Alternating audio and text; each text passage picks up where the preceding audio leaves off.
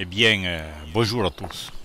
Alors pour cette fin mai, plus exactement le 25, je me suis dit qu'il serait sympa d'aller voir si je pouvais observer quelques monticoles merle bleu dans le très beau site de l'Infernet qui se situe à Saint-Guilhem-le-Désert.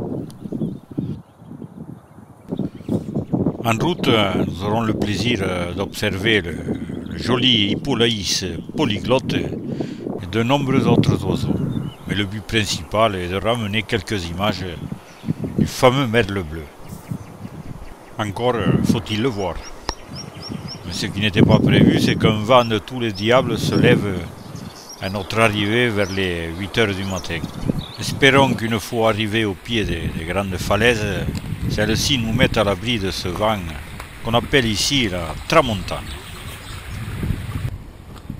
Ouais. Là, je sais pas si on va passer là.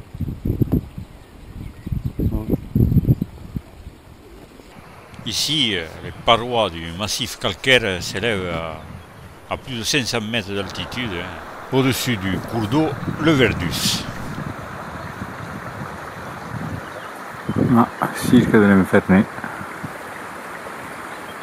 Saint-Guilhem-le-Désert.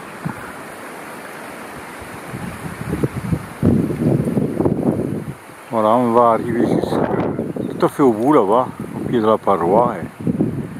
Et là-bas, on essaiera d'observer le monticole merle bleu.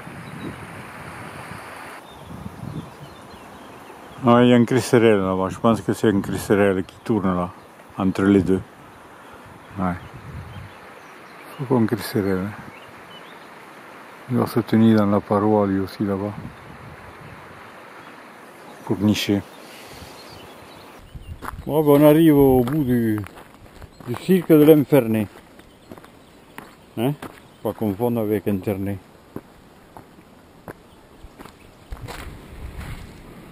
Ah, pas plus loin. Et en effet, ici nous étions un peu plus à l'abri de ce vent. Et rapidement, je pus en entendre chanter un dans la falaise, mais bon, restait à le trouver. Parce que c'est un endroit où on en voit assez facilement. Bon. Alors j'en entends un ou deux qui chantent là, mais dans la paroi. Mais... Et enfin, à force de le chercher, je pus l'apercevoir. Et là voilà au milieu, et voilà. Le mâle est entièrement bleu, avec des ailes un peu plus sombres. En dehors de mauvaises conditions d'observation, le plumage du mâle du monticole bleu peut paraître noir. Et je me souviens combien celui-ci m'a donné du fil à retordre pour arriver à le filmer. Il est là sur le bosquet tout à fait en haut sur la colline. Là. À un moment donné, celui-ci s'était rapproché de nous, mais bon, ça restait quand même dans des distances d'une centaine de mètres. Je crois qu'elle est grise, je crois que c'est la femelle là, qui est posée là, sur le rocher. Aucun doute, c'était bien elle. Là on ne le voit pas bien le bleuté. Là où il était posé avant de venir là, on voyait bien qu'il était bleu. Mais là il fait sombre. Il au centre de l'image là.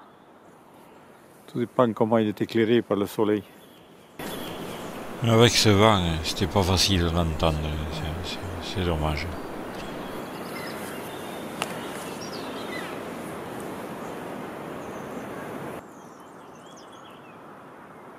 a changé d'endroit là, il est un peu monté. Mais bon, on ne le voit pas dans de bonnes conditions là. Mais c'est lui, le merle bleu, le monticole, le merle bleu.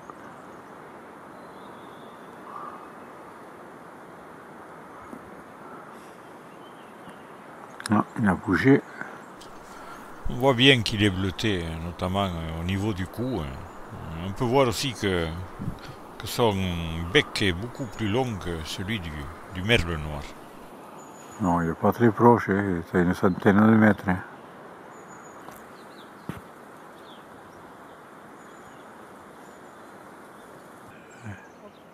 Il est posé là-haut, oui. Ouais, sur un arbre sec.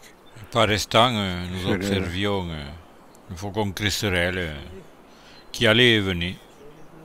Voilà, il est parti là. Et voilà le cresserelle, il tourne.